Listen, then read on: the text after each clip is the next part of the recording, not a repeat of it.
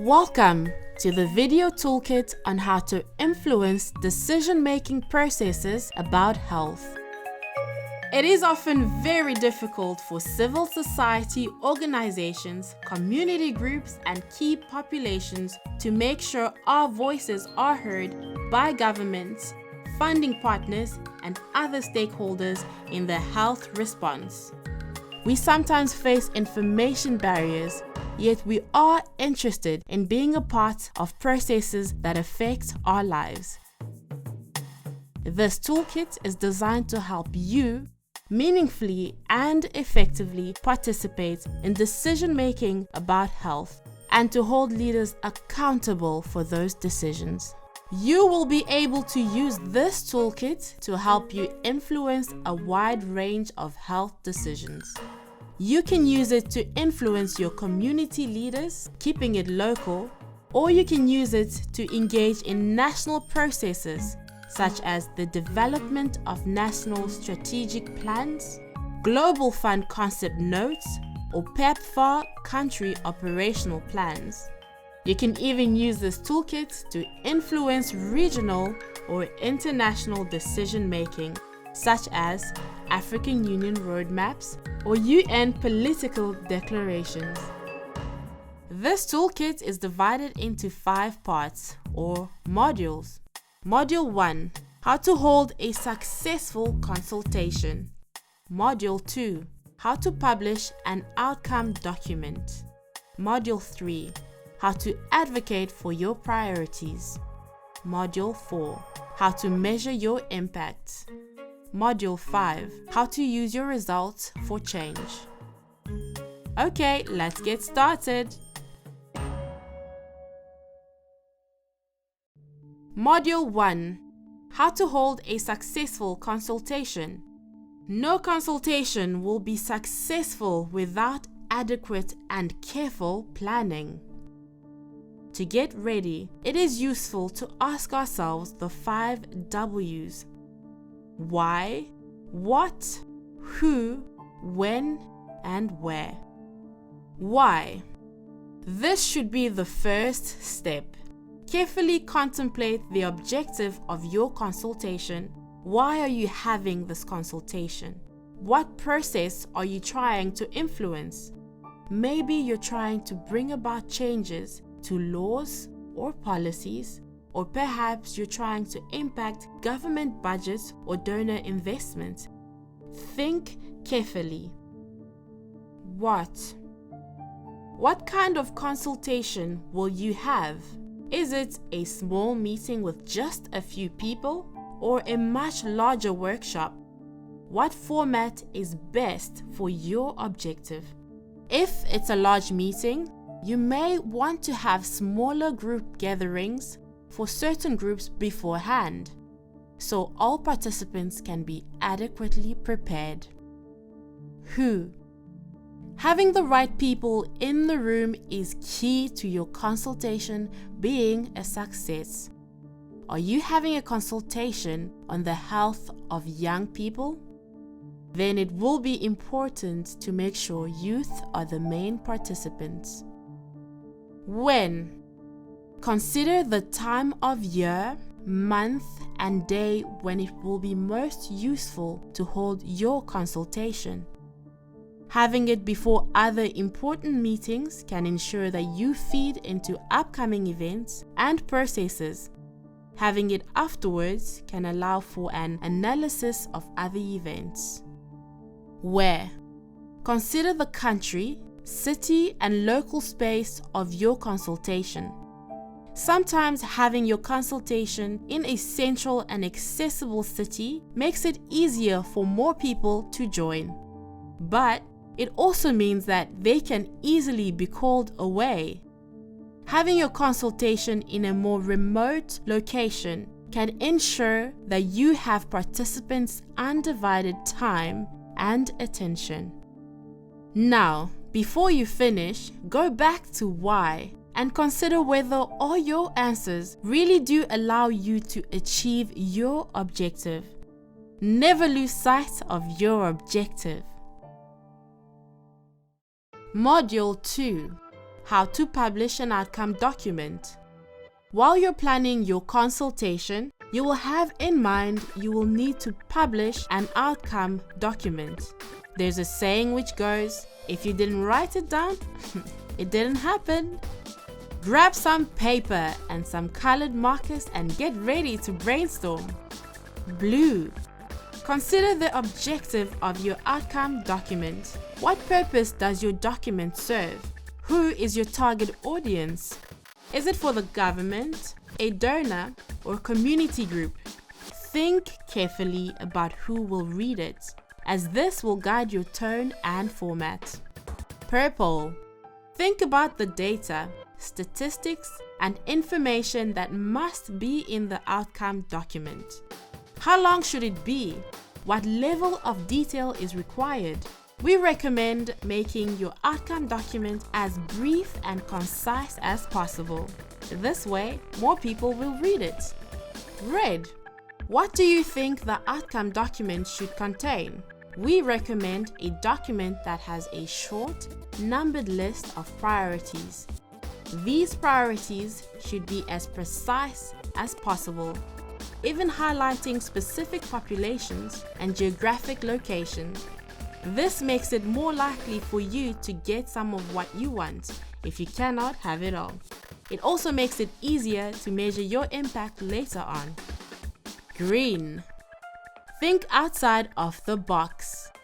Can this be done in an innovative way? Could you use an infographic to convey your message? Would video be better than written outputs? Yellow. Think positively. What are the benefits of each of the ideas you have had? How influential could each one be given the right circumstances? Black. Now, be more critical. Think about each of the ideas you have had from a more cautious perspective. What weaknesses does each have?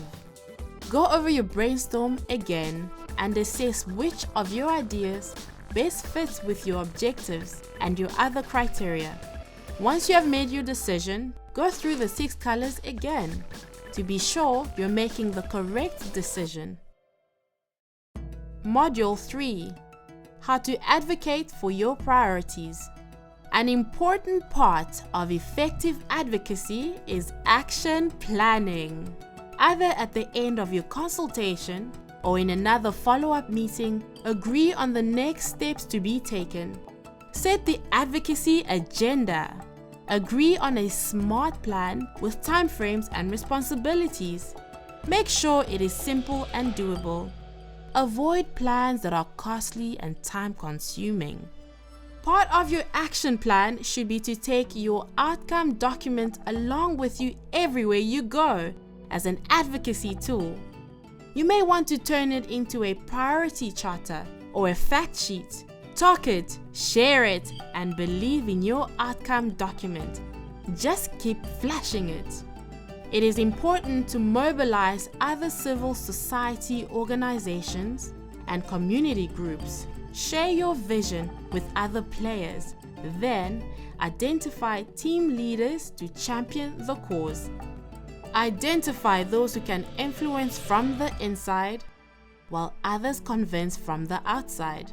Know the actors, know your allies, and know those who might oppose you.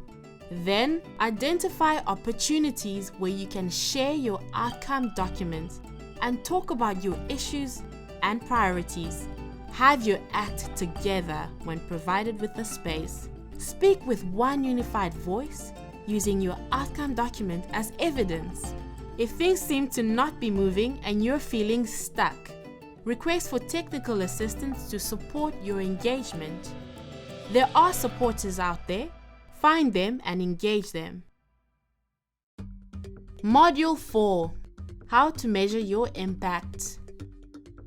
Once you have held your consultation, publish your outcome document and done lots of advocacy around your priorities. How do you know if you have made a difference? Were your priorities included? Was your voice heard? Here is one way to measure your impact. Gather your outcome document in one hand, as well as the document or decision you are trying to influence in the other. Place the two documents side by side and get ready to assess your impact. For each priority in your outcome document, look for a corresponding item in the document you wanted to influence. Then, give that priority in your outcome document a score. Give it a 2 if your priority was included, give it a 1 if it was only partially included, and give it a 0 if your priority was not included. Then, add up your points and divide it by the total possible score. This percentage will help you see at a glance how successful you were. For example, if you got 80% of your priorities included, then well done! You influenced the decision. If you only got 20% of what you wanted, you may want to think critically about what might have gone wrong. If you have done a regional or global analysis, it will be useful to compare results from different countries.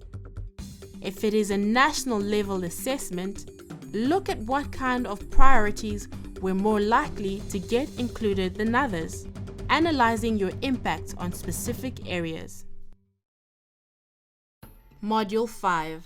How to use your results for change. Your impact assessment will reveal one of two things. Either lots of your priorities were included and you were very successful at influencing the process you set out to, or very few were included and you faced significant challenges. The good news is you can use either results to push for an improvement in the health response. If you were successful, share this information with your networks, community groups, and funding partners who are interested in transparency, democracy, and participation in health. With your analysis, you will be able to show them that investment in dialogue and discussion spaces matters. It can sometimes be difficult to demonstrate that meetings and workshops had an impact. So your analysis will likely be very welcome. And don't forget, continue monitoring progress of implementation. It is not over until change is seen. If you were less successful than you wanted to be, use your analysis to hold leaders accountable. Always remember, your voice is very important, and leaders should be responding to your priorities. If your impact was less than you hoped, share your results with decision makers and other stakeholders to create a greater transparency around how inclusive the decision-making process was. This way, your analysis can help make the process more responsive to civil society and community groups next time around. Ooh, congratulations! You have come to the end of the toolkit. You have learned how to hold a consultation by asking why, what, who, when, and where to guide your objective. You've learned how to produce an outcome document by making a targeted, concise, measurable, and prioritized publication. You've learned how to advocate for your document by action planning and speaking with a unified voice. You've learned how to measure your impact by scoring your priorities based on their inclusion in the decisions you aimed to influence. And lastly, you've learned that no matter the outcome, you can use your analysis to push for a more inclusive and responsive process in the future. This video toolkit has been brought to you by EANNASO, host of the regional platform for communication and coordination on HIV/AIDS, TB, and malaria for Anglophone Africa, in partnership with AIDS Accountability International, made possible with support from ICASO. feel free to contact the regional platform.